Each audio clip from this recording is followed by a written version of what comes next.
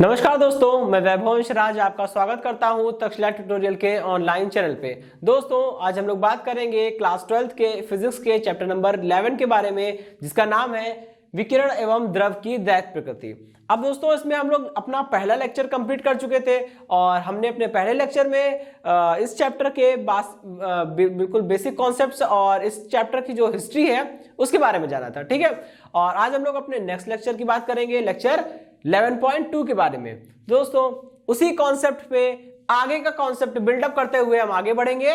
और देखिए, अब अगर हम बात कर रहे थे प्रकाश विद्युत प्रभाव की, हमने पढ़ा था और समझा था कि प्रकाश विद्युत प्रभाव क्या होता है, यह भी जाना था कैसे हो रहा है या क्यों हो रहा है, मतलब उसका कारण भी देखा था। और लास्ट में हमने दो छोटी छोटी परिभाषाएं डिस्कस की थी कि प्रकाश की तीव्रता का मतलब क्या है और प्रकाश की ऊर्जा क्या है। ठीक है, देखिए, तीव्रता और ऊर्जा में अगर आपको अंतर समझ में आएगा तो ये एक्सपेरिमेंट भी आपको समझने में हेल्प मिलेगी उसके कारण। ठीक है, और अगर ये एक्सपेरिमेंट समझ में आ गया तो आगे एक छोटा सा टॉपिक होता है, ठीक है, वो बहुत इंपॉर्टेंट है। ठीक, वो हम लोग पढ़ेंगे भी, तो उसमें ये हेल्प करेगा। ठीक है, वो टॉपिक है प्रकाश विद्युत उत्सर्जन के नियम। तो वो आता है एग्जाम में। ठीक है, उसमें 4-5-6 पॉइंट्स हैं और वो सारे पॉइंट्स जो हैं आपको तभी समझ में आएंगे जब आपने ये वाला एक्सपेरिमेंट अच्छे से समझा होगा। ठीक है दोस्तों, चलिए, आज का हमारा जो पहला टॉपिक है वो लिनार्ड एवं मिल्टन का प्रयोग है। आइए देखते हैं ये है क्या। लिनार्ड और मिल्टन दो साइंटिस्ट थे। उन्होंने क्या किया, उन्होंने एक प्रयोग किया। ठीक है, और उन्होंने प्रयोग के द्वारा कुछ नियम को सत्यापित किया, कुछ नियम दिए। ठीक है, जो बाद में प्रकाश विद्युत उत्सर्जन के नियम के जाने लगे। ठीक है, आप प्रकाश विद्युत उत्सर्जन के जो नियम पढ़ेंगे वो सारे नियम इसी प्रयोग के निष्कर्ष में निकाले गए हैं। इस प्रयोग को करने के बाद जो निष्कर्ष निकाले गए हैं वही निष्कर्षों को मिलाकर बना दिया गया है प्रकाश विद्युत उत्सर्जन के नियम, और वो आते हैं एग्जाम में। ठीक है, 3 मार्क्स में वो आता है। तो चलिए, सबसे पहले हम इस एक्सपेरिमेंट को समझने के लिए इस डायग्राम को देखिए, क्योंकि हमें संरचना क्रियाविधि ऐसे ही करके बढ़ते चलना है और पढ़ना है आगे। ठीक है, सबसे पहले बात करते हैं संरचना की। ठीक है, इसका जो कंस्ट्रक्शन होता है दोस्तों, संरचना, दोस्तों अगर हम इसकी कंस्ट्रक्शन की बात करें तो आपको दिख रहा होगा। सबसे पहले तो देखिए, यहां पे कांच की एक नली है। ठीक है ना, ये क्या है, कांच की नली है। अगर हम कांच की नली की बात करते हैं तो दोस्तों आपने केमिस्ट्री में एक शब्द सुना होगा, निर्वात नलिका या विसर्जन नलिका। ठीक है, तो विसर्जन नलिका होती क्या है, कांच की एक नली होती है। ठीक है, उसके भीतर का स्थान खोखला होता है। कांच की एक खोखली नली होती है, बेलनाकार होती है। ठीक है, और उसमें क्या होता है, उसके भीतर हम लोग निर्वात उत्पन्न कर देते हैं। ठीक है, निर्वात उत्पन्न करने का कारण होता है, वो कारण अभी हम बताएंगे कि इस वाले प्रयोग में निर्वात जो उत्पन्न किया गया है वो क्यों किया गया है। ठीक है, वैसे निर्वात उत्पन्न करने का एक ही कारण होता है कि अगर कुछ भी अंदर कोई भी कण हो, इलेक्ट्रॉन हो, प्रोटॉन हो, कुछ भी गति कर रहा हो तो वो वायु के परमाणु से टकराकर अपनी ऊर्जा को नष्ट ना करे। ठीक है, अच्छा, तो अगर विसर्जन नलिका क्या होती है, कांच की एक पतली सी नलिका होती है, बेलनाकार होती है, उसके भीतर आप निर्वात उत्पन्न कर देते हैं। ठीक है, उसी को हम लोग, और उस नली के दोनों सिरों पर एक एक इलेक्ट्रोड लगे होते हैं। ठीक है, उसमें से एक इलेक्ट्रोड जो होता है वो कैथोड होता है, एक इलेक्ट्रोड जो होता है वो एनोड होता है। इसी पूरे सिस्टम को, इसी पूरे निकाय को हम लोग विसर्जन नलिका बोलते हैं। ठीक है, अच्छा, अब आइए देखते हैं। तो यहां पे आपको दिख रहा है ये पूरी एक कांच की नली है। ठीक है, और इस कांच की नली के भीतर हमने क्या उत्पन्न कर दिया है, निर्वात उत्पन्न कर दिया है। अब इस नली के एक सिरे पर प्लेट P2 लगी है और दूसरे सिरे पर प्लेट P1 लगी है। ये दोनों प्लेट किसकी है दोस्तों, धातु की है, क्योंकि धातु की प्लेट अगर आप नहीं बनाओगे तो प्रकाश विद्युत प्रभाव को कैसे देखेंगे हम लोग, क्योंकि प्रकाश विद्युत प्रभाव तो तभी होगा ना जब प्रकाश फोटॉन्स किसी धातु के पृष्ठ पर गिरेंगे। ठीक है, सपोज करिए अगर प्रकाश फोटोन जो है वो किसी अचालक पदार्थ पर गिर रहे हैं तो क्या उससे इलेक्ट्रॉन निकलेगा, बिल्कुल नहीं, क्योंकि प्रकाश विद्युत प्रभाव की परिभाषा में साफ साफ बोला गया है कि जब प्रकाश किसी धातु के पृष्ठ पर गिरेगा, मतलब धातु का पृष्ठ होना इंपॉर्टेंट है। ठीक है, ओके, तो अगर धातु के अलावा अचालक पदार्थ होंगे या अर्धचालक पदार्थ होंगे तो भी इलेक्ट्रॉन नहीं निकलेगा। ठीक है दोस्तों, अब इस देखिए इस विसर्जन नलिका में ऊपर एक खिड़की बनाई गई है, यहाँ पे एक छोटा सा खिड़की बनाई गई। खिड़की आप लोग समझते हैं एक छोटा सा स्पेस कि अगर आपको इस नली में कुछ भरना हो तो आप उसको खोल के कुछ डाल भी सकते हैं। ठीक है, खैर अब ये नली जो है, ये जो खिड़की है, इस नली पे जो खिड़की बनी है उसे बोलते हैं क्वार्ट्ज की खिड़की। क्वार्ट्ज का मतलब क्या होता है दोस्तों? क्वार्ट्ज एक प्रकार का आपका ध्रुवक की तरह काम करता है। मैंने आपको चैप्टर नंबर 10 में बताया था कि अगर हम किसी प्रकाश को, किसी अध्रुवित प्रकाश को जब ध्रुवित करना चाहते हैं तो हमें क्या करना होता है, हमें उस प्रकाश को किसी एक ऐसे पदार्थ से, एक ऐसे क्रिस्टल से गुजारना होता है जिसकी केवल एक निश्चित प्रकाशिक अक्ष हो। ठीक है, तो क्या होता है जब आप अध्रुवित प्रकाश को किसी ऐसे क्रिस्टल से पास कराते हैं, टूरमैलिन या कैल्साइट या क्वार्ट्ज, इस तरह के किसी क्रिस्टल से पास कराते हैं तो क्या होता है, क्रिस्टल से बाहर निकलने वाला प्रकाश समतल ध्रुवित होता है। ठीक है, तो यहां पे वही चीज है। अब ये क्वार्ट्ज जो है वो एक प्रकार का ध्रुवक ही है। वो क्या करेगा, आने वाले प्रकाश की तीव्रता को ज्यादा अधिक मात्रा में प्रवेश करने नहीं देगा। ठीक है, तो यहां पे एक खिड़की लगी है, उसमें क्वार्ट्ज का मटेरियल लगा है। ठीक है, बाहर से प्रकाश को गिराया जा रहा है। प्रकाश का स्रोत कुछ भी हो उससे फर्क नहीं पड़ता, बस प्रकाश होना चाहिए। ठीक है, चाहे वो प्रकाश सूर्य से आ रहा हो या हमारे किसी ट्यूबलाइट से आ रहा हो, कोई फर्क नहीं पड़ता। ठीक है, जब आप प्रकाश को किसी क्वार्ट्ज की खिड़की के द्वारा किसी प्लेट P1 पर गिराओगे तो उससे इलेक्ट्रॉन उत्सर्जित होंगे। क्यों? क्योंकि प्रकाश विद्युत प्रभाव की घटना वहां पे होगी। अच्छा, अभी थोड़ा सा आगे और चीज देख लेते हैं। अब देखिए प्लेट P1 से एक वायर बाहर निकाला है और एक वायर निकला है प्लेट P2 से बाहर। ये दोनों वायर जो है वो बैटरी से जुड़े हैं। आपको दिख रहा होगा दोस्तों, यहाँ पे मैंने बैटरी B1 का यूज किया है। बैटरी B1 जो है उसका पॉजिटिव सिरा जो है वो किससे जुड़ा है? देखिए बैटरी B1 का पॉजिटिव सिरा ये प्लेट P2 से जुड़ा है, तो प्लेट P2 कैसी हो जाएगी दोस्तों? धनावेशित हो जाएगी। ठीक है, और देखिए बैटरी B1 का निगेटिव सिरा, बैटरी B1 का निगेटिव सिरा किससे जुड़ा है? ये प्लेट P1 से जुड़ा है, तो ये प्लेट P1 कैसी हो जाएगी? निगेटिव हो जाएगी। बात समझिएगा। ठीक है, plate P1 positive, plate P1 negative हो गई, प्लेट P2 पॉजिटिव हो गई। अब आगे बढ़ते हैं। ठीक है, तो यहां पे दोस्तों कुछ ऐसा ही है।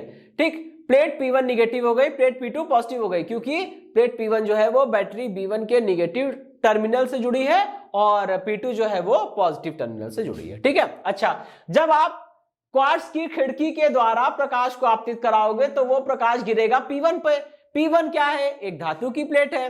ठीक है, और यहां पे प्रकाश विद्युत प्रभाव की घटना होगी और उसके अनुसार प्लेट P1 से प्रकाशीय इलेक्ट्रॉनों का उत्सर्जन प्रारंभ हो जाएगा। इस प्रकार के इलेक्ट्रॉन उत्सर्जन को हम लोग प्रकाश विद्युत उत्सर्जन कहते हैं, यानी कि फोटो इलेक्ट्रिक इमिशन कहते हैं। अब प्रकाश विद्युत प्रभाव के कारण जो इलेक्ट्रॉन निकल रहे हैं, जो प्रकाशीय इलेक्ट्रॉन निकल रहे हैं, वो इलेक्ट्रॉन तो दोस्तों ऋणावेशित होते हैं, है ना? ये तो हम सभी जानते हैं। इलेक्ट्रॉन कैसे होते हैं? ऋणावेशित होते हैं। ठीक है, इलेक्ट्रॉन दोस्तों ऋणावेशित होते हैं। जब ये ऋणावेशित इलेक्ट्रॉन अगर प्लेट P2 पर पहुंच जाएंगे, ठीक है, क्यों? क्योंकि प्लेट P2 कैसी है? उच्च विभव पर है। आपको पता है कि इलेक्ट्रॉन जो होते हैं वो स्वयं ऋणावेशित होते हैं, इसलिए वो हमेशा निम्न विभव से दूर भागते हैं और उच्च विभव की ओर गति करते हैं। तो दोस्तों ये वाली प्लेट जो है P1 जो है वो निगेटिव है। इसका मतलब क्या हुआ कि P1 जो है वो लोअर पोटेंशियल पर है, मतलब निम्न विभव पर होगी प्लेट P1। ठीक है, और प्लेट P2 जो है वो पॉजिटिव टर्मिनल से जुड़ी है, तो वो पॉजिटिव पोटेंशियल पर है, मतलब वो उच्च विभव पर होगी। और इलेक्ट्रॉन या किसी भी ऋणावेशित कण की यह प्रवृत्ति होती है कि वो निम्न विभव वाले स्थान से उच्च विभव वाले स्थान की ओर भागना प्रारंभ करते हैं। तो ये सारे इलेक्ट्रॉन जो P1 से निकले हैं वो भागेंगे किसकी ओर? P2 की ओर। इसलिए देखिए मैंने एरो बना रखा है। ठीक है, ये सारे इलेक्ट्रॉन जब P2 पर पहुंच जाएंगे तो क्या होगा? P2 पर पहुंचने के बाद ये सारे इलेक्ट्रॉन इस तार में होकर गति करेंगे। जब इलेक्ट्रॉन इस तार में प्रवाहित होंगे दोस्तों तो होगा क्या? जब इलेक्ट्रॉन इस तार में प्रवाहित होंगे तो क्या होगा?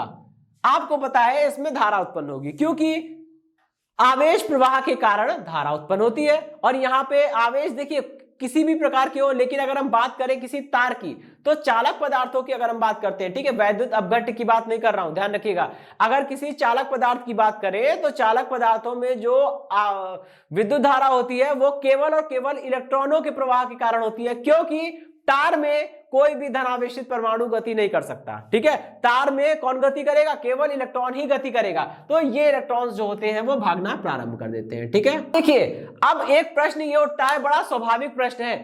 बात ये है कि देखिए अगर P1 से इसी प्रकार इलेक्ट्रॉन निकलते रहे और P2 पर पहुंचते रहे तो एक समय तो आएगा कि एक समय ऐसा आएगा कि प्लेट P1 पे इलेक्ट्रॉनों की कमी हो जाएगी। भाई खुद सीधी सी बात है, अगर किसी भी चीज से, किसी भी जगह से कोई चीज निकल रही है, लगातार निकलती जा रही है, तो उस जगह पर उस चीज की कमी हो जानी चाहिए। अगर प्लेट P1 लगातार इलेक्ट्रॉनों को बाहर निकाल रहा है तो प्लेट P1 में इलेक्ट्रॉनों की कमी हो जानी चाहिए, लेकिन ऐसा होता नहीं है। ठीक है, इसके पीछे कारण है, इसके पीछे घटना है, तो उसको पूरा समझना चाहिए हमें। ठीक है, होता क्या है, जब प्लेट P1 से इलेक्ट्रॉन निकल के P2 पर पहुंचते हैं तो फिर ये इलेक्ट्रॉन तार में होते हुए, प्रवाहित होते हुए आते हैं किस पे? बैटरी के पॉजिटिव सिरे पे। इलेक्ट्रॉन दोस्तों निगेटिव होते हैं, ध्यान रखिएगा, इलेक्ट्रॉन खुद निगेटिव होते हैं, तो क्या करेंगे? वो पॉजिटिव की तरफ भागना चाहेंगे, और जब इलेक्ट्रॉन पॉजिटिव की तरफ भागना चाहेंगे, इलेक्ट्रॉन इसमें आते हैं, फिर इलेक्ट्रॉन, ठीक है, और जब इलेक्ट्रॉन लास्ट अंतिम रूप से बैटरी B1 के धनात्मक सिरे पर पहुंच जाते हैं तो होता क्या है, यहां पे जाके ये इलेक्ट्रॉन खत्म हो जाते हैं। ठीक है, खत्म एक्चुअल में खत्म नहीं होते, होता क्या है, जैसे ही ये इलेक्ट्रॉन, कोई भी इलेक्ट्रॉन, जैसे ही कोई इलेक्ट्रॉन P2 से निकलकर बैटरी के पॉजिटिव साइड पर आता है, क्या होता है, बैटरी के भीतर जो वैद्युत अपघट्य होता है उसका एक परमाणु अपने इलेक्ट्रॉन को त्याग कर देता है, और जैसे ही वैद्युत अपघट्य का कोई एक परमाणु अपने इलेक्ट्रॉन का त्याग करता है, वो परमाणु कैसा हो जाता है? धनावेशित हो जाता है, और उस परमाणु से जो इलेक्ट्रॉन निकला है वो इलेक्ट्रॉन क्या करता है? इस निगेटिव वाले टर्मिनल से निकल के भागना शुरू करता है। ठीक है, और ये भागेगा किसकी ओर? देखिए ये तार कहां जा रहा है, ये तार इसमें जा रहा है, यहां से ये इलेक्ट्रॉन निकल के भागेगा किसमें? प्लेट P1 की ओर। ठीक है, ये इलेक्ट्रॉन प्लेट P1 की ओर भागेगा, और जब ये इलेक्ट्रॉन प्लेट P1 की ओर भागेंगे तो आप समझ सकते हैं कि देखिए जो इलेक्ट्रॉन वहां से निकल रहे थे वो इलेक्ट्रॉनों की पूर्ति यहां पे हो जा रही है, तो कमी कैसे होगी? ठीक है, आप समझिएगा भाई, एक इलेक्ट्रॉन अगर P2 से निकल के तार में होता हुआ आया B1 के पास, तो जैसे ही B1 के धनात्मक सिरे पे कोई इलेक्ट्रॉन पहुंचा, B1 के अंदर वैद्युत अपघट्य का एक परमाणु अपने इलेक्ट्रॉन को निकाल दिया, वो स्वयं धनावेशित हो गया। अब उस धनावेशित परमाणु में ये वाला इलेक्ट्रॉन जाके फिट हो जाएगा। ठीक है, और वो जो इलेक्ट्रॉन यहां से निकला है वो इलेक्ट्रॉन जो है वो ऋणात्मक सिरे से, बैटरी के ऋणात्मक सिरे से निकलेगा और भागता हुआ प्लेट P1 पर पहुंच जाएगा। तो आप समझ रहे हैं, अगर प्लेट P1 ने एक इलेक्ट्रॉन त्याग किया और वो P2 के पास गया और वो घूमकर बैटरी के सिरे B1 पर आया, तो एक इलेक्ट्रॉन की यहां से कमी हुई, तुरंत एक इलेक्ट्रॉन की यहां पूर्ति हो गई। ये प्रक्रिया चलती रहती है, इसी कारण प्लेट P1 के पास इलेक्ट्रॉनों की कोई भी कमी नहीं होती है, और यह प्रक्रिया निरंतर चलती रहती है। और दोस्तों आपको पता होगा कि यहाँ पे जो मैंने सेल लगाई है या बैटरी लगाई है, तो दोस्तों हमारी सेल जो होती है वो दो प्रकार की होती है, प्राथमिक सेल, द्वितीयक सेल। प्राथमिक सेल वो सेल होती है जिसको हम लोग दोबारा रिचार्ज नहीं कर सकते, जैसे, ठीक है, जैसे हम लोग जो घड़ी में, जो दीवार घड़ी होती है उसमें जो सेल लगाते हैं, और टीवी की रिमोट में जो सेल लगाते हैं, वो सब कैसी होती है? एवरेडी, निप्पो, ये सब। ठीक है, वो होती क्या है? वो प्राथमिक सेल होती है। ठीक है, प्राइमरी सेल, उसको हम लोग कभी भी चार्ज नहीं कर सकते, एक बार यूज किया तो फिर वो बेकार हो गई। ठीक है, वो होती है प्राथमिक सेल। द्वितीयक सेल वो होती है जिसे हम लोग दोबारा चार्ज कर सके, जैसे मोबाइल की बैटरी सबसे अच्छा एग्जांपल है। ठीक है, उसे हम लोग चार्ज कर सकते हैं। तो प्राथमिक और द्वितीयक सेल का ये कॉन्सेप्ट होता है। ठीक है, तो प्राथमिक सेल की अगर हम बात करते हैं तो उसका वैद्युत अपघट्य जो होता है वो एक बार यूज करने के बाद बेकार हो जाता है। क्यों? क्योंकि उसमें यही होता है। ठीक है, जो हमारी जो सेल आती है दीवार घड़ी में लगाने वाली, उसके अंदर जो वैद्युत अपघट्य होता है वो मैग्नीज ऑक्साइड होता है। ठीक है, मैग्नीज डाइऑक्साइड होता है, MnO2। तो जो MnO2 होता है वो एक सॉलिड वैद्युत अपघट्य होता है, मतलब एक ठोस वैद्युत अपघट्य होता है। वो एक सॉलिड काले रंग का एक चूरन टाइप का दिखता है, अगर आप उसे देखेंगे तो। ठीक है, वो काले रंग का एक चूरन जैसा दिखता है, वही वैद्युत अपघट्य है जिसके कारण हमें सेल से ऊर्जा मिलती है। और जैसे जैसे हम यूज करते जाते हैं उसका वैद्युत अपघट्य बेकार होता जाता है। क्यों? क्योंकि उसके वैद्युत अपघट्य के परमाणुओं में यही घटना होती है, इलेक्ट्रॉन निकलता है, परमाणु धनावेशित होता है, फिर धनात्मक सिरे से जो इलेक्ट्रॉन आ रहा है वो उस परमाणु में जाके फिट हो जाता है, और जो ताजा ताजा इलेक्ट्रॉन निकला है वो वापस जाके उसकी पूर्ति कर देता है, वो परिपथ में प्रवाहित होने लगता है। ठीक है, यहां पे कुछ ऐसा ही है। तो जवाब मिल गया होगा आपको कि P1 में इलेक्ट्रॉनों की कमी क्यों नहीं हो रही है, ये घटना चलती रहती है। ठीक है, अब ये तो हो गया इनकी संरचना। ठीक है, अब इसकी क्रियाविधि देखिएगा दोस्तों। क्रियाविधि क्या होती है, क्रियाविधि में हमको ये समझना है कैसे कैसे काम करते हैं। ठीक है, कुछ हद तक तो मैंने बता ही दिया है कैसे कैसे काम कर रहे हैं। अच्छा, अब थोड़ा सा इसमें दिमाग लगाइए। सपोज करिए कि अगर P1 से निकलकर P2 पर पहुंचने वाले इलेक्ट्रॉनों को रोकना है तो हमें क्या करना होगा। जब P1 से निकलकर P2 तक पहुंचने वाले इलेक्ट्रॉनों को हमें रोकना है तो हमें एक काम करना होगा, क्या कि P2 को, अगर मान लीजिए P2 पर कोई भी विभव ना लगाइए, सपोज करिए कि हमने यहां से तार को तोड़ दिया। जब आपने तार को तोड़ दिया तो इस बैटरी को पॉजिटिव पोटेंशियल नहीं मिलेगा। अब ये बैटरी का विभव कितना हो गया, इसका विभव हो गया 0। ठीक है, आपने तार को तोड़ दिया, इस वाले प्लेट का विभव हो गया 0। तो दोस्तों पहले ये प्लेट पॉजिटिव थी तो इलेक्ट्रॉनों को अपनी ओर आकर्षित कर ले रही थी और इलेक्ट्रॉन दौड़ते भागते हुए आराम से P2 पर पहुंच जा रहे थे। लेकिन मैंने आपको बताया कि प्रकाश विद्युत प्रभाव की घटना में जो इलेक्ट्रॉन धातु के पृष्ठ से उत्सर्जित होते हैं उनकी गतिज ऊर्जा बहुत ज्यादा होती है, एग्जाम्पल दिया था।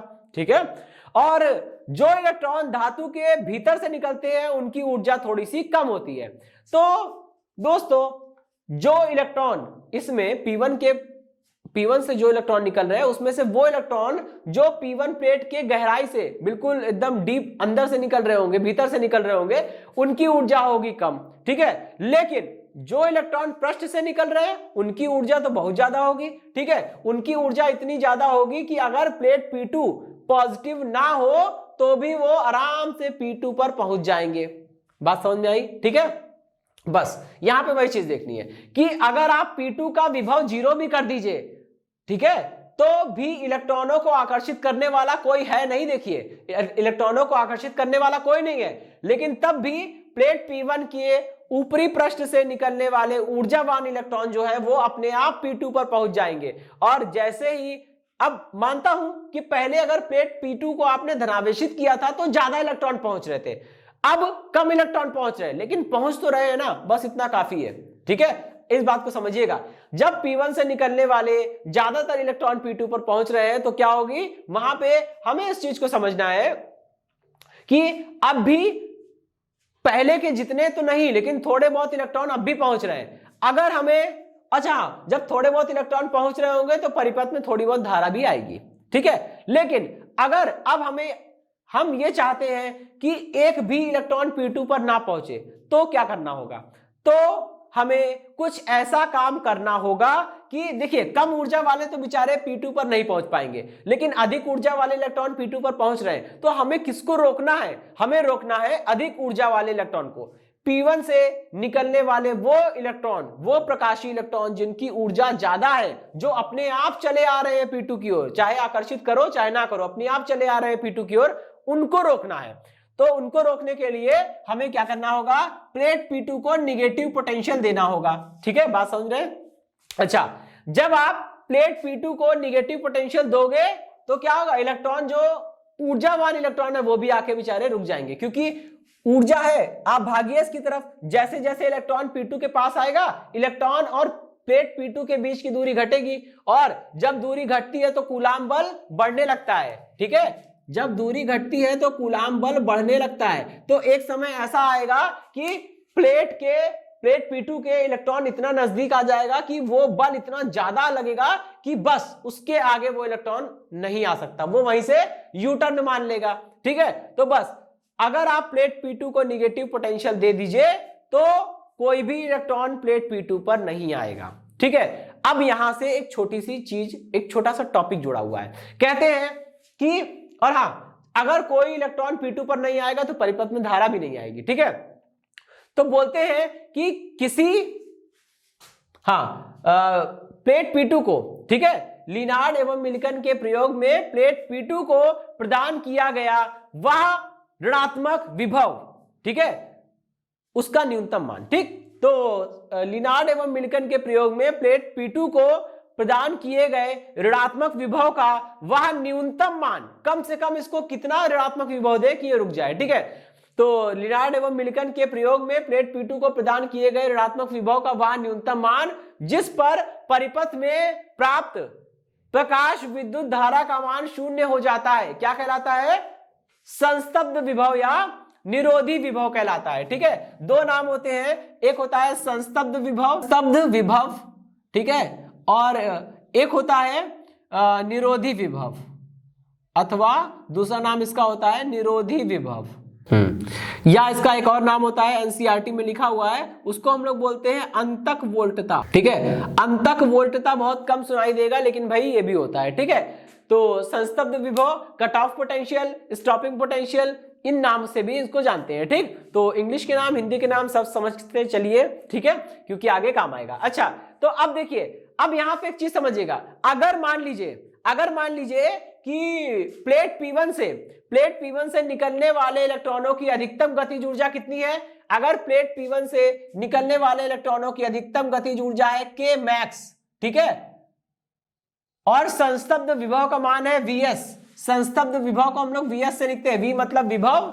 ठीक है, पोटेंशियल होता है, पोटेंशियल को हम लोग V से लिखते हैं ना, तो विभव, V का मतलब पोटेंशियल है, विभव है, और S का मतलब स्टॉपिंग पोटेंशियल, क्योंकि मैंने बोला संस्तब्ध विभव या निरोधी विभव को इंग्लिश में कट ऑफ पोटेंशियल या स्टॉपिंग पोटेंशियल कहते हैं। स्टॉपिंग पोटेंशियल इसलिए बोल रहे हैं क्योंकि ये एक ऐसा पोटेंशियल है कि अगर आप P2 को दे दीजिए तो P2 इलेक्ट्रॉन को स्टॉप कर सकते हैं, उसको वहीं पे रोक सकते हैं, आने नहीं देंगे। ठीक है, तो अगर प्लेट P1 से उत्सर्जित होने वाले प्रकाश इलेक्ट्रॉनों की अधिकतम गतिज ऊर्जा K max है और स्टॉपिंग पोटेंशियल यानी कि निरोधी विभव Vs है, तब K बराबर कितना हो जाएगा? E into Vs। ठीक है, ये कहां से आया दोस्तों? आपको पता होगा कि जैसे अगर किसी आवेश Q को V वोल्ट विभवांतर से त्वरित करते हैं तो उसके द्वारा प्राप्त गतिज ऊर्जा का मान K बराबर QV होता है। वैसे ही जैसे किसी आवेश को त्वरित करने में यह फॉर्मूला लगता है, वैसे ही किसी आवेश को मंदित करने में भी यह फॉर्मूला लगता है। मंदित करने का मतलब क्या है? उसकी स्पीड को कम करना है। ठीक है, मान लीजिए इलेक्ट्रॉन बहुत तेज स्पीड से चल रहा है, जब इलेक्ट्रॉन बहुत तेज स्पीड से चलेगा तो उसके पास गतिज ऊर्जा का मान बहुत ज्यादा होगा। ठीक है, और अब हमें करना क्या है? उसकी ऊर्जा को कम करना है। ठीक है, जब हमें उसकी ऊर्जा को कम करना है तो हमें क्या करना पड़ेगा? कुछ अपोजिट टाइप का पोटेंशियल लगाना पड़ेगा। इलेक्ट्रॉन को आने से रोकने के लिए निगेटिव लगाना पड़ेगा, क्योंकि निगेटिव पोटेंशियल ही इलेक्ट्रॉन को रिपेल कर सकता है, इलेक्ट्रॉन को दूर भगा सकता है। ठीक है, तो अगर अधिकतम गतिज ऊर्जा K max ऊर्जा वाले इलेक्ट्रॉनों को प्लेट P2 पर आने से रोकना है तो उसको कितनी ऊर्जा देनी पड़ेगी? उसको E इंटू Vs ऊर्जा देनी पड़ेगी। जितनी ऊर्जा त्वरित करने में देनी पड़ती है उतनी ऊर्जा मंदित करने पर भी देनी पड़ती है। तो K max, अधिकतम ऊर्जा K max वाले इलेक्ट्रॉनों को रोकने के लिए EVS ऊर्जा देनी पड़ेगी, और K max बराबर EVS होगा, जहां K max क्या है? प्लेट P1 से निकलने वाले प्रकाशीय इलेक्ट्रॉनों की अधिकतम गतिज ऊर्जा, और VS क्या है? Stopping potential. ठीक है, चलिए दोस्तों, तो ये बात समझ में आ गई। अब हम लोग आगे बढ़ेंगे। दोस्तों, लिनार्ड और मिल्टन ने अपना ये प्रयोग दो अलग अलग तरीके से किया। ठीक है, वो समझना बहुत जरूरी है। तो जो पहला तरीका था इनका वो ये था कि आवृत्ति को क्या करेंगे हम लोग? आवृत्ति को हम लोग परिवर्तित करेंगे, इसको हम लोग चेंज करेंगे। ठीक है, आवृत्ति को परिवर्तित करेंगे और तीव्रता को फिक्स रखेंगे। ठीक है, ये इनका पहला तरीका है। लिनार्ड और मिल्टन ने अपना प्रयोग दो अलग अलग तरीके से किया।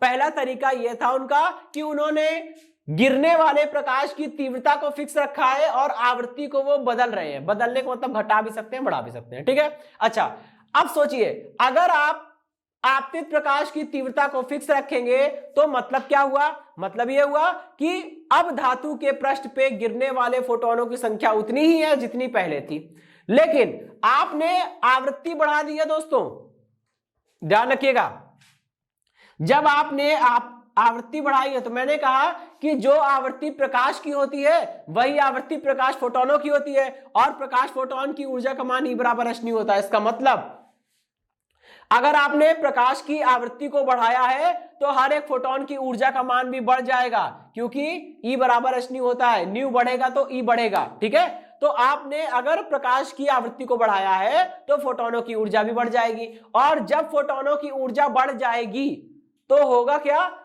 अब फोटोनों को पहले से ज्यादा ऊर्जा मिल रही है। जब फोटोनों को पहले से ज्यादा ऊर्जा मिल रही है तो उत्सर्जित होने के बाद जो उनकी गतिज ऊर्जा होगी वो भी बढ़ जाएगी, क्योंकि दोस्तों पृष्ठ से बाहर निकलने में वो उतना ही काम करेंगे जितना पहले कर रहे थे, लेकिन अब उनको पहले की तुलना में ज्यादा ऊर्जा मिल रही है। इस कारण पृष्ठ से बाहर निकलने के पश्चात उनकी गतिज ऊर्जा जो है वो भी बढ़ जाएगी। पृष्ठ P1 से उत्सर्जित होने वाले इलेक्ट्रॉनों की गतिज ऊर्जा बढ़ जाएगी, तो आप देख रहे हैं उन गतिज ऊर्जा बढ़ेगी तो उसका उन इलेक्ट्रॉनों को रोकने के लिए संस्तब्ध विभव जो आप लगा रहे हैं उसका मान भी बढ़ जाएगा, क्योंकि के मैक्स का मान बढ़ेगा तो ईवीएस में से ई तो कांस्टेंट है, वीएस यानी कि संस्तब्ध विभव का मान भी बढ़ जाएगा। तो यहां से एक निष्कर्ष निकाला, वो निष्कर्ष ये निकला कि अगर किसी भी धातु के पृष्ठ पर आपतित होने वाले प्रकाश की आवृत्ति को बढ़ाया जाए तो निरोधी विभव का मान भी बढ़ जाता है। ठीक है, लेकिन दोस्तों समझिएगा, क्या परिपथ में मिलने वाली धारा घटेगी या बढ़ेगी? परिपथ में मिलने वाली धारा घटेगी या बढ़ेगी? तो सोचिए भाई, धारा का मान किस पे निर्भर करता है? धारा का मान सिर्फ और सिर्फ आवेश और समय पर निर्भर करता है। यहां पे आप लिख दीजिए, समझिए भाई, आपने पढ़ा है आई बराबर कितना होता है, Q/T होता है। ठीक है, अब अगर परिपथ में ज्यादा आवेश प्रवाहित होंगे, Q का मान ज्यादा होगा तो I का मान ज्यादा होगा। इसका उल्टा, अगर T का मान कम होगा तो भी I का मान ज्यादा होगा। मतलब यहां पे क्या है, अगर परिपथ में पहले से ज्यादा इलेक्ट्रॉन प्रवाहित हो जाएं तो परिपथ में धारा का मान बढ़ेगा, क्योंकि अगर परिपथ में ज्यादा आवेश प्रवाहित होगा, Q का मान ज्यादा होगा तो I का मान अपने आप ज्यादा हो जाएगा। लेकिन दोस्तों ये यहां पे इस केस में होगा नहीं। क्यों? क्योंकि आपको पता है कि हर एक इलेक्ट्रॉन, ठीक है, तभी निकलता है जब उसे पर्याप्त ऊर्जा मिले। और आपको यह भी पता है कि एक फोटोन अपनी ऊर्जा केवल एक ही इलेक्ट्रॉन को देता है। और यहां पे मैं कर क्या रहा हूं, यहां पे मैंने आवृत्ति को बढ़ाया है लेकिन तीव्रता को नहीं। ठीक है, तीव्रता का मतलब होता है कि प्रति सेकंड गिरने वाले फोटोनों की संख्या। तीव्रता तो फिक्स है, इसका मतलब जितने फोटोन पहले गिर रहे थे उतने फोटोन अब भी गिर रहे हैं। ठीक है, तो जब मान लीजिए पहले 4 फोटोन गिर रहे थे तो अभी भी 4 फोटोन ही गिर रहे हैं, तो भाई 4 फोटोन 4 ही इलेक्ट्रॉन को तो निकालेंगे। तो 4 इलेक्ट्रॉन पहले भी परिपथ में प्रवाहित हो रहे थे, अभी भी परिपथ में 4 इलेक्ट्रॉन ही प्रवाहित हो रहे थे, तो धारा का मान बढ़ेगा क्या? नहीं। ठीक है, तो यहां से 2 निष्कर्ष निकले कि अगर प्रकाश की तीव्रता को फिक्स रख के आवृत्ति को आप परिवर्तित करिए, मतलब आवृत्ति को आप बढ़ाइए, तो संस्तब्ध विभव का मान बढ़ जाता है। दूसरा निष्कर्ष यह निकला कि अगर प्रकाश की आवृत्ति को परिवर्तित किया जाए एवं तीव्रता को स्थिर रखा जाए, तब धातु के पृष्ठ से प्रकाश इलेक्ट्रॉनों के उत्सर्जन की दर या फिर परिपथ में मिलने वाली प्रकाश विद्युत धारा का मान परिवर्तित नहीं होता है। ठीक, आइए अब हम लोग दूसरा तरीका अपनाते हैं।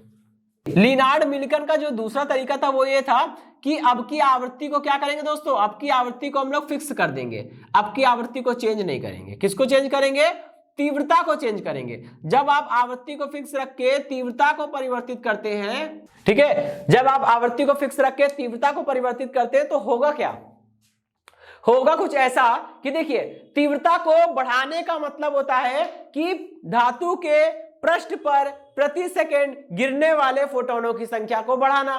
ठीक है, अच्छा अब समझिएगा इस बात को कि अगर मान लीजिए पहले धातु के पृष्ठ पर केवल 4 फोटोन गिर रहे थे, ठीक है, अब क्या हुआ, अब हमने तीव्रता बढ़ा दी है। तीव्रता बढ़ाने का मतलब होता है धातु के पृष्ठ पर प्रति सेकंड गिरने वाले फोटोनों की संख्या को बढ़ाना। अगर आपने तीव्रता बढ़ा दी है तो पहले अगर धातु के पृष्ठ पर प्रति सेकंड 4 फोटोन गिर रहे थे तो अब 8 फोटोन गिरेंगे या 10 फोटोन गिरेंगे। ठीक है, अच्छा इससे होगा क्या दोस्तों? दोस्तों फोटोनों की संख्या बढ़ रही है लेकिन हर एक फोटोन की ऊर्जा नहीं बढ़ रही है, क्योंकि फोटोन की ऊर्जा तभी बढ़ेगी जब आप आवृत्ति को बढ़ाएंगे। याद करिए, E बराबर hν।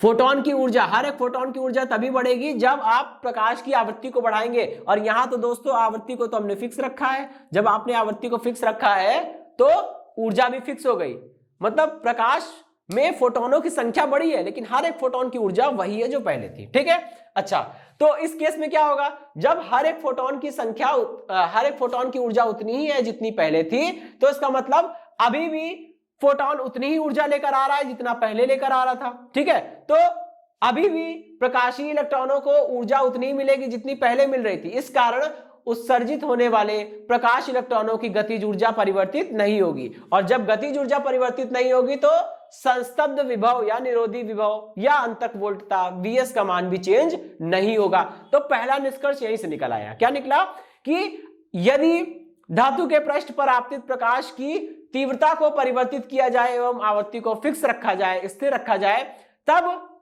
संस्तब्ध विभव का मान अपरिवर्तित रहता है क्योंकि वो चेंज नहीं हुआ। ठीक है। अच्छा, अब देखिए सेकंड वाला जो निष्कर्ष निकला है वो क्या है कि अगर आप तीव्रता बढ़ाएंगे तो अधिक संख्या में फोटोन गिरेंगे, अधिक संख्या में फोटोन गिरेंगे तो अधिक संख्या में इलेक्ट्रॉन निकलेंगे, और जब अधिक संख्या में इलेक्ट्रॉन निकलेंगे तो वो सारे इलेक्ट्रॉन प्लेट P2 पर पहुंच रहे हैं, मतलब वो सारे इलेक्ट्रॉन क्या होंगे, प्लेट P2 में प्रवेश करेंगे और तार में धारा प्रवाहित करने में पार्टिसिपेट करेंगे। ठीक है। जब वो ज्यादा इलेक्ट्रॉन निकल रहे हैं, ज्यादा इलेक्ट्रॉन तार में प्रवाहित होंगे तो धारा का मान भी बढ़ जाएगा, क्योंकि आवेश का मान बढ़ेगा तो धारा का मान बढ़ेगा। ठीक, तो इस केस में क्या होगा, प्रकाश विद्युत धारा का मान बढ़ गया। ठीक है। अच्छा, अब इस चीज को समझिएगा, क्या बोलेंगे, जब धातु के पृष्ठ पर आपतित प्रकाश की आवृत्ति को स्थिर रखकर तीव्रता को बढ़ाया जाता है तब परिपथ में प्राप्त प्रकाश विद्युत धारा का मान भी बढ़ जाता है। ठीक है, ये हो गया इनका दूसरा निष्कर्ष। ठीक है, दो तरीके से इन्होंने प्रैक्टिकल किया और हर एक तरीके में इन्होंने दो दो निष्कर्ष निकाले, टोटल 4 निष्कर्ष हो गए। ठीक है, अब हम लोग आगे बढ़ते हैं। तो दोस्तों यहां पे लिनार्ड और मिल्टन का प्रयोग खत्म हुआ। ठीक है, और इसमें जो दो दो करके 2 नियम निकले हैं, पहले वाले केस में 2 नियम निकले थे और दूसरे वाले केस में 2 नियम निकले, ये दोनों नियम प्लस 2 नियम और है, टोटल 6 पॉइंट है, वो आपको पढ़ने को मिलेंगे कहां पे, प्रकाश विद्युत उत्सर्जन के नियम में। तो अगर आपको ये अच्छे से समझ में आ गया हो दोस्तों तो आगे वाला टॉपिक आपको अच्छे से समझ में आ जाएगा। ठीक है, प्रकाश विद्युत उत्सर्जन के नियम जो कि 3 मार्क्स में आते हैं, वो बहुत इंपॉर्टेंट है। ठीक है, ओके, चलिए अब हम लोग बढ़ते हैं अपने नेक्स्ट टॉपिक की। अब देखिए दोस्तों, हमारे जो नेक्स्ट टॉपिक है वो कुछ छोटी छोटी डेफिनेशंस है। ठीक है, वो हमारे काम आएगी और उस पर बहुत ही इजी टाइप के न्यूमेरिकल भी आते हैं। ठीक है, 1 नंबर में आएगा या फिर सीधा वो न्यूमेरिकल एमसीक्यू में आएगा। ठीक है, तो उसको आप एमसीक्यू में अगर न्यूमेरिकल भी आएगा तो आप उसको सॉल्व करके टिक मारेंगे। ठीक है, और ये कुछ बेसिक से फॉर्मूले हैं, कुछ छोटे से कॉन्सेप्ट हैं जो आगे आपको हेल्प करने वाले हैं। ठीक है, तो आइए हम लोग उसको समझते हैं। ठीक दोस्तों, वर्क फंक्शन क्या होता है, कहते हैं अगर आप धातु के पृष्ठ पर प्रकाश को गिराएंगे, ठीक है, तो होगा क्या, धातु के पृष्ठ पर प्रकाश गिराएंगे तो प्रकाश फोटोन के गिरने से इलेक्ट्रॉन निकल रहे हैं। ठीक है, और इस घटना को हम लोग बोलते हैं प्रकाश विद्युत प्रभाव, और इलेक्ट्रॉनों के इसी प्रकार उत्सर्जन को बोलते हैं प्रकाश विद्युत उत्सर्जन, और जो इलेक्ट्रॉन निकलते हैं उनको हम लोग बोलते हैं प्रकाशीय इलेक्ट्रॉन। ठीक है, अच्छा चलिए अब एक चीज समझनी है कि आपको पता है कि पृष्ठ से बाहर निकलने में इलेक्ट्रॉनों को अपनी कुछ ऊर्जा खर्च करनी पड़ती है। तो पृष्ठ से बाहर निकलने में इलेक्ट्रॉनों को जितनी ऊर्जा खर्च करनी पड़ेगी, अगर आप उस ऊर्जा से भी कम ऊर्जा दोगे तो इलेक्ट्रॉन नहीं निकलेगा। ठीक है, मान लीजिए अगर किसी इलेक्ट्रॉन को पृष्ठ से बाहर निकलने में कितने जूल की ऊर्जा चाहिए, उसको 2 जूल की ऊर्जा चाहिए। ठीक है, और आप कितने जूल की ऊर्जा दे रहे हो, आपका जो फोटोन आ रहा है वो फोटोन कितनी ऊर्जा ला रहा है, वो फोटोन केवल 1 जूल की ऊर्जा ला रहा है। तो सोचिए, अब 1 जूल की ऊर्जा अगर इलेक्ट्रॉन ले भी लेगा, अगर 1 जूल की ऊर्जा इलेक्ट्रॉन ले भी लेगा तो उसका कुछ भला नहीं होगा, क्योंकि वो बाहर तो निकल नहीं पा रहा है। तो अब क्या करेगा, तो ऐसी बात नहीं है, वो ऊर्जा को ग्रहण कर लेगा और थोड़ा सा वाइब्रेट करके शांत हो जाएगा, बस काम खत्म, क्योंकि वो बाहर निकलने के लिए उसे 2 जूल की ऊर्जा चाहिए। आप 2 जूल की ऊर्जा कम से कम दो तब तो वो बाहर निकले, लेकिन ऐसा नहीं हो पा रहा है, तो ये भी पॉसिबल नहीं है। ठीक है, तो 1 जूल की ऊर्जा देने पर क्या होगा, इलेक्ट्रॉन जो है वो बाहर नहीं निकलेंगे। ठीक है, अच्छा चलिए भाई, तो यहां पे ये बात है कि अगर हर एक धातु के लिए, ठीक है, हर एक धातुओं के लिए जो इलेक्ट्रॉन्स होते हैं उन सब की कंडीशन अलग अलग होती है। ठीक है, कुछ धातुएं ऐसी होती हैं जिनके लिए ये जिनके इलेक्ट्रॉनों को निकलने के लिए अपेक्षाकृत कम ऊर्जा चाहिए, लेकिन कुछ धातु ऐसी होती है जिनमें से इलेक्ट्रॉनों को बाहर निकलने के लिए अपेक्षाकृत अधिक यानी कि ज्यादा ऊर्जा चाहिए। ठीक है, तो यहां पे वही होता है, कहते हैं अच्छा ये ऊर्जा जो इलेक्ट्रॉनों को बाहर निकलने के लिए कम से कम जो ऊर्जा चाहिए, वो ऊर्जा किस रूप में मिल रही है, प्रकाश फोटोनों के रूप में मिल रही है। तो यहां से इस कॉन्सेप्ट की परिभाषा का जन्म होता है। बोलेंगे किसी धातु के पृष्ठ पर आपतित कराए जाने वाले प्रकाश फोटोनों की वह न्यूनतम ऊर्जा जो धातु के पृष्ठ से इलेक्ट्रॉनों का उत्सर्जन प्रारंभ कर सकती है, क्या कहलाती है? वो उसके लिए कार्यफलन कहलाता है। ठीक है, एक बार समझिएगा फिर से। किसी धातु के पृष्ठ पर आपतित किए गए या आपतित कराए गए प्रकाश की वह न्यूनतम ऊर्जा या प्रकाश फोटोनों की वह न्यूनतम ऊर्जा जो धातु के पृष्ठ से प्रकाश इलेक्ट्रॉनों का उत्सर्जन प्रारंभ कर सकती है, क्या कहलाती है? वो कहलाती है आपकी कार्यफलन। ठीक, मतलब कार्यफलन क्या, एक प्रकार की ऊर्जा है दोस्तों। ठीक है, कि पृष्ठ पर हम कम से कम कितनी प्रकाशीय ऊर्जा गिराएं कि पृष्ठ से इलेक्ट्रॉनों का उत्सर्जन प्रारंभ हो जाए, उसी को हम लोग बोलते हैं कार्यफलन। कि धातु के पृष्ठ पर आपतित कराए गए प्रकाश की वह न्यूनतम ऊर्जा, ठीक है, जो धातु के पृष्ठ से प्रकाश इलेक्ट्रॉनों का उत्सर्जन प्रारंभ कर सकती है, क्या कहलाती है? कार्यफलन कहलाता है। ठीक है, अच्छा, कार्यफलन को हम लोग लिखते हैं दोस्तों W से लिखते हैं, या फिर हम लोग उसे फाई से लिखते हैं। ये जो फाई है वो क्या है दोस्तों? एनसीईआरटी का नोटेशन है। ठीक है, एनसीईआरटी की किताब में इसे फाई से लिखा गया है। ठीक है, तो ये बात हो गई। वैसे तो बाकी पुरानी किताबों में और ज्यादातर किताबों में W लिखा है, W फॉर वर्क फंक्शन, लेकिन एनसीईआरटी फाई लिखता है, तो सावधान रहिएगा। पेपर में फाई छप के भी आ सकता है, तो कंफ्यूज मत होइएगा कि ये हमने पढ़ा नहीं है, ये क्या आ गया। ऐसा कुछ नहीं है, फाई मतलब W है। ठीक है, इस चैप्टर के लिए फाई मतलब W है। अब आइए हम लोग आगे बढ़ते हैं। ठीक है, अच्छा, कार्यफलन का मात्रक क्या होगा? मात्रक यूनिट क्या होगी दोस्तों इसकी? भाई ये है क्या? परिभाषा पे गौर करिए। ये एक प्रकार की ऊर्जा ही तो है, धातु के पृष्ठ पर गिरने वाली वह न्यूनतम ऊर्जा जो धातु के पृष्ठ से इलेक्ट्रॉनों का उत्सर्जन प्रारंभ कर सकती है, कार्यफलन कहलाती है। ठीक है, अब ये मिनिमम ऊर्जा है, कम से कम कितनी ऊर्जा धातु पर गिराए कि धातु के पृष्ठ से इलेक्ट्रॉन निकले, यही होता है कार्यफलन। तो यह एक प्रकार की ऊर्जा है, इसलिए मात्रक क्या होगा? जूल। ठीक है भैया, मात्रक क्या होगा? जूल होगा। चलिए अब हम लोग सेकंड डेफिनेशन देखते हैं, देहली आवृत्ति। ठीक है, इसको हम लोग बोलते हैं थ्रेशोल्ड फ्रीक्वेंसी। देहली आवृत्ति की अगर हम बात करें तो देहली आवृत्ति को हम लोग किससे लिखते हैं? न्यू नॉट से।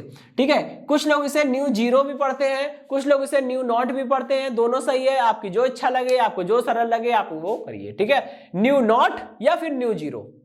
अच्छा, देहली आवृत्ति क्या होती है दोस्तों? आपको पता है कि किसी भी फोटोन की ऊर्जा का मान, आपको पता है दोस्तों, अगर हम बात करें किसी भी फोटोन की ऊर्जा का मान कितना होता है? E बराबर h न्यू होता है। ठीक है, अब यहां से एक बात तो तय है कि हर एक फोटोन की ऊर्जा का मान जो है वो फोटोन की आवृत्ति के अनुक्रमानुपाती होता है। अगर फोटोन की आवृत्ति बढ़ाएंगे या ज्यादा होगी तो उस फोटोन की ऊर्जा भी ज्यादा होगी। फोटोन की आवृत्ति जितनी ज्यादा, फोटोन की ऊर्जा उतनी ज्यादा। यहां पे ये चीज समझिएगा। ठीक है, फोटोन की आवृत्ति जितनी ज्यादा, फोटोन की ऊर्जा उतनी ही ज्यादा। चलिए भाई, ये बात समझ में आ गई। अब आपको पता है कि फोटोन ही तो ऊर्जा लेकर गिर रहा है धातु के पृष्ठ पे, अब वही ऊर्जा मिल रही है इलेक्ट्रॉन को। ठीक है, और कार्यफलन की परिभाषा कहती है कि धातु के पृष्ठ पर गिरने वाली वह न्यूनतम ऊर्जा जो धातु के पृष्ठ से इलेक्ट्रॉनों को निकाल दे, क्या कहलाती है? कार्यफलन। या फिर कार्यफलन की परिभाषा हम लोग इस तरह से भी दे सकते हैं भाई, हमको पता है कि इलेक्ट्रॉनों को कम से कम इतनी ऊर्जा तो चाहिए कि वो पृष्ठ से बाहर निकल जाए। ठीक है, इससे कम ऊर्जा में काम नहीं चलने वाला। तो होता क्या है, कम से कम हम इलेक्ट्रॉनों को उतनी ऊर्जा दें जितनी ऊर्जा वो बाहर निकलने में वेस्ट कर रहे हैं। तो दूसरी परिभाषा यहां से बनती है कि किसी भी धातु के लिए, ठीक है, किसी भी धातु के लिए इलेक्ट्रॉनों के द्वारा धातु के पृष्ठ से बाहर निकलने में जो कार्य किया जाता है वो कार्य क्या कहलाता है? कार्यफलन कहलाता है। दोनों परिभाषा सही है। ठीक है, अब समझिएगा, अब हमें यह देखना है कि धातु के पृष्ठ पे कम से कम कितनी ऊर्जा का प्रकाश गिराए कि उससे इलेक्ट्रॉन निकल सके। तो देखिए दोस्तों, H तो कांस्टेंट होता है, आपको पता है जब आप आवृत्ति का मान घटाएंगे तभी तो E का मान घटेगा। ठीक है, क्योंकि कार्यफलन क्या होता है? धातु के पृष्ठ पर आपतित प्रकाश की वो न्यूनतम ऊर्जा जो इलेक्ट्रॉनों का उत्सर्जन करा सके। ठीक है, तो आपको पता है जब आप आवृत्ति को थोड़ा घटाएंगे तो फोटोन की ऊर्जा का मान घटेगा, आवृत्ति को और घटाएंगे फोटोन की ऊर्जा और घटेगी। एक ऐसी स्थिति आएगी जब आप आवृत्ति को घटाते घटाते एकदम न्यूनतम आवृत्ति को एकदम न्यूनतम मान पर ले आएंगे। जब आप आवृत्ति को न्यूनतम मान पर ले आएंगे तो E का मान भी क्या हो जाएगा दोस्तों, न्यूनतम हो जाएगा, E का मान भी क्या हो जाएगा, मिनिमम हो जाएगा, ठीक है। और आवृत्ति का वो मान जिस पर फोटोन की ऊर्जा न्यूनतम हो जा रही है, आवृत्ति का वो मान जिस पे फोटोन की ऊर्जा न्यूनतम हो जा रही है, वो क्या कहला रहा है, वही कहलाता है देहली आवृत्ति, ठीक है। आवृत्ति की का वो मान जिसपे ऊर्जा का मान न्यूनतम हो जा रहा है, वो है देहली आवृत्ति, ठीक है। और ई मिनिमम मतलब कि प्रकाश फोटोनों की वो न्यूनतम ऊर्जा जो उत्सर्जन करा रही है, वही तो कार्यफलन होती है, तो ये हो गया W। तो कार्यफलन और देहली आवृत्ति में क्या संबंध आया, W is equal to H into nu naught, ठीक है। कार्यफलन और देहली आवृत्ति में संबंध होता है कि W is equal to H nu naught. यहां से एक चीज समझिएगा, देहली आवृत्ति की परिभाषा हम लोग क्या देंगे, देहली आवृत्ति वो न्यूनतम आवृत्ति है, ठीक है। देहली आवृत्ति गिरने वाले प्रकाश फोटोनों की वो न्यूनतम आवृत्ति है जो धातु के पृष्ठ से इलेक्ट्रॉनों का उत्सर्जन करा सकती है, ठीक है। अगर आपतित प्रकाश की मतलब अगर आपतित प्रकाश फोटोनों की आवृत्ति देहली आवृत्ति से कम होगी तो फोटोन की ऊर्जा एक निश्चित मान से कम हो जाएगी, कार्यफलन से कम हो जाएगी। और जब फोटोन की ऊर्जा कार्यफलन से भी कम हो गई है तो इलेक्ट्रॉन बेचारे बाहर कैसे आएंगे, वो नहीं निकल पाएंगे, ठीक है। तो इस बात को समझिएगा, देहली आवृत्ति की परिभाषा क्या हो गई कि धातु के पृष्ठ पे गिरने वाले प्रकाश फोटोनों की वह न्यूनतम आवृत्ति जो धातु के पृष्ठ से इलेक्ट्रॉनों का उत्सर्जन प्रारंभ कर सकती है, क्या कहलाती है, देहली आवृत्ति कहलाती है, ठीक है। चलिए अब हम लोग बात करेंगे तीसरे टॉपिक की, देहली तरंग दैर्ध्य, ठीक है। अच्छा हाँ, अब ये देहली आवृत्ति है तो आवृत्ति को हम लोग किससे लिखते हैं दोस्तों, न्यू से।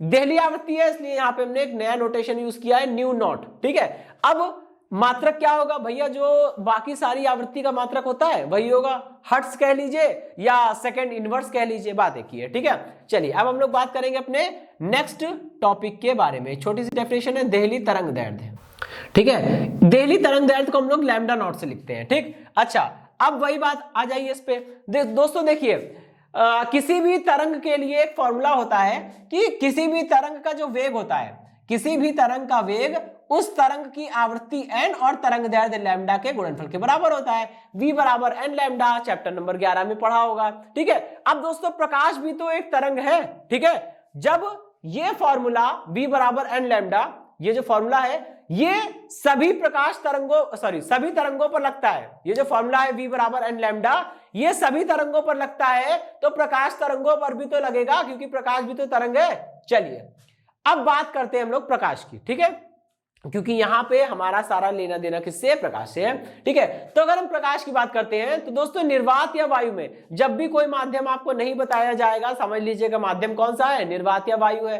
तो निर्वात या वायु में, ठीक है, निर्वात या वायु में प्रकाश की जो चाल होती है वो कितनी होती है, c होती है। निर्वात या वायु में प्रकाश की चाल है c, ठीक है। c बराबर कितना हो जाएगा भाई, n क्या है, प्रकाश वो तरंग की आवृत्ति होती है। मैं बात कर रहा हूं प्रकाश की, तो प्रकाश की आवृत्ति को हम लोग n नहीं न्यू से लिखेंगे, ठीक है। और लैम्डा क्या होता है, लैम्डा होता है तरंग दैर्ध्य, और बात करें प्रकाश की तो प्रकाश की तरंग दैर्ध्य कितनी है, लैम्डा। तो c बराबर हो गया दोस्तों न्यू लैम्डा, ठीक। अब आप एक काम करिएगा, यहां से जरा लैम्डा की वैल्यू निकालिए, सॉरी न्यू की वैल्यू निकालिए। न्यू बराबर कितना होगा, c अपॉन लैम्डा, बस। अब जैसे w बराबर था, जैसे e बराबर था h न्यू, ठीक है, तो न्यू की जगह क्या रख दीजिए, c अपॉन लैम्डा, तो ये हो जाएगा h c अपॉन लैम्डा, क्योंकि न्यू बराबर कितना होता है, c लैम्डा होता है ना। यहां पे लिख दे रहा हूं मैं कि न्यू बराबर भैया क्या है, c अपॉन लैम्डा है, तो हमने क्या किया, न्यू की जगह पे c लैम्डा रख दिया। अब देखिए अगर आपको कार्यफलन का कॉन्सेप्ट लगाना है, ठीक है, कार्यफलन क्या होता है, धातु के पृष्ठ पे गिरने वाली प्रकाशीय ऊर्जा का वो न्यूनतम मान जो धातु के पृष्ठ से इलेक्ट्रॉनों का उत्सर्जन करा सके, ठीक है, वही चीज है। अब धातु के पृष्ठ पे कम से कम कितनी ऊर्जा का फोटोन गिरा है कि उससे इलेक्ट्रॉन निकल आए, कम से कम इलेक्ट्रॉन तो निकल ही आए भाई, है ना, तो उसे बोलते हैं कार्यफलन। अब E का मान मिनिमम करना है, प्रकाश फोटोन जो गिर रहे धातु के पृष्ठ पे उनका मान कम से कम करते जाना है, और यह देखना है कि किस मान के नीचे, मतलब कहां पर वो स्थिति आ रही है कि उससे नीचे अगर फोटोन की ऊर्जा उससे नीचे हो जाएगी तो इलेक्ट्रॉन निकलना बंद हो जाएंगे, हमको ये देखना है। तो क्या करेंगे, E का मान यानी प्रकाश फोटोनों की ऊर्जा का मान थोड़ा थोड़ा करके घटाना पड़ेगा। जब प्रकाश फोटोन की ऊर्जा का मान आप थोड़ा थोड़ा करके कम करेंगे तो उसके लिए एक तरीका क्या है भाई, लैम्डा को बढ़ाएंगे। अगर आप लैम्डा को बढ़ाओगे तभी ई का मान बढ़ेगा, सॉरी ई का मान घटेगा। ई का मान घटाने के लिए लैम्डा को बढ़ाना पड़ेगा, ठीक है। लैम्डा बढ़ाइए और ई को घटाइए, ठीक है। तो क्या होगा, आपने लैम्डा को थोड़ा सा बढ़ाया, ई थोड़ा सा कम हो गया, आपने लैम्डा को और बढ़ाया, ई थोड़ा और कम हो गया।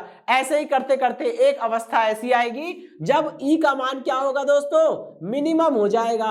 और जब ई का मान मिनिमम हो जाएगा तो लैम्डा का मान मैक्सिमम हो जाएगा, ठीक है। और ई मिनिमम ही तो क्या है, डब्ल्यू है, क्योंकि ई मिनिमम मतलब गिरने वाले प्रकाश फोटोनों की न्यूनतम ऊर्जा जो उत्सर्जन करा रही है। क्योंकि भैया अगर उत्सर्जन ही बंद हो जाएगा तो काहे का प्रकाश विद्युत प्रभाव, सारी बात ही खत्म हो गई, ठीक है। तो इलेक्ट्रॉनों को तो निकालना है, हर हाल में निकालना है। हमें यह देखना है कि कम से कम हम कितनी ऊर्जा दें कि इलेक्ट्रॉन निकल आए बस, ठीक है, इलेक्ट्रॉन बस निकल आए। अगर उससे जरा से भी ऊर्जा कम रखेंगे तो इलेक्ट्रॉन नहीं निकलेंगे, क्योंकि वो ऊर्जा कम पड़ जाएगी, वही कार्यफलन होता है। तो ये ई मिनिमम जो है वो क्या बन जाएगा दोस्तों, डब्ल्यू बन जाएगा। तो डब्ल्यू बराबर कितना हो जाएगा, डब्ल्यू बराबर हो गया एच सी। और दोस्तों ये जो मिनिमम, ये जो अधिकतम तरंगदैर्ध्य है, अधिकतम तरंगदैर्ध्य के संगत फोटोन की ऊर्जा मिनिमम हो रही है। तो ये जो लैम्डा मैक्स है इसी को हम लोग क्या बोलते हैं, लैम्डा नॉट बोलते हैं। ये आपकी देहली तरंगदैर्ध्य बन जाएगी। तो W is equal to SC upon lambda naught is equal to H nu naught. ये तो हो गया कार्यफलन W, देहली आवृत्ति न्यू नॉट और देहली तरंगदैर्ध्य लैम्डा नॉट के मध्य संबंध, ठीक है दोस्तों। तो इसी टॉपिक के साथ ये सेशन समाप्त होता है। इस सेशन से जुड़े नोट्स प्राप्त करने के लिए डिस्क्रिप्शन में दिए गए लिंक पर जाके क्लिक कीजिए। ओके दोस्तों, आज के सेशन में इतना ही, मिलता हूं नेक्स्ट सेशन में, धन्यवाद।